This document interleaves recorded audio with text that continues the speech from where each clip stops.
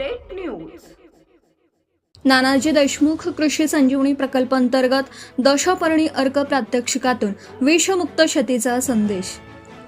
यवतमाळ तालुक्यातील ग्राम भारी येथे 11 मे रोजी नानाजी देशमुख कृषी संजीवनी प्रकल्पांतर्गत हवामान अनुकूल तंत्रज्ञान शेती CRT अभियान अंतर्गत उपविभागीय कृषी अधिकारी यवतमाळ श्री जगन राठोड साहेब व तालुका कृषी अधिकारी यवतमाळ पूजा गवई मॅडम यांच्या मार्गदर्शनामध्ये शेतकऱ्यांसाठी विशेष प्रात्यक्षिक कार्यक्रम आयोजित करण्यात आला होता।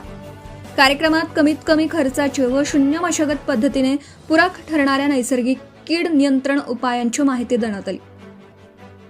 समूह सहाय्यक चंदन अवझाडे यांनी शेतकरी बांधवांना आपल्या परिसरात सहज उपलब्ध होणाऱ्या विविध 10 प्रकारच्या पानांपासून तयार होणाऱ्या दशपर्णी अर्काचा प्रत्यक्ष प्रात्यक्षिक करून दाखवला।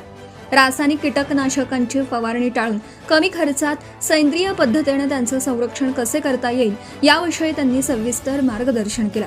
त्यावेळी त्यांनी रासायनिक फवारणीमुळे मातीची सुपीकता कमी होणं, पिकांवर दुष्परिणाम होणं तसेच मानवी आरोग्यावर होणारे घातक परिणाम याबाबत शेतकऱ्यांना जागृत केलं।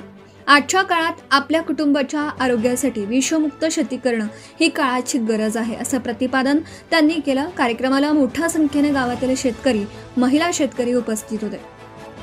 शेतकऱ्यांमध्ये सेंद्रिय शेती व नैसर्गिक कीड नियंत्रण पद्धतीबाबत उत्सुकता निर्माण झाली असून कमी खर्चात उत्पादन वाढवण्यासाठी अशा उपक्रमांची गरज असल्याची भावना उपस्थितांनी व्यक्त केली। Subscribe now and press the bell icon. Never miss an update.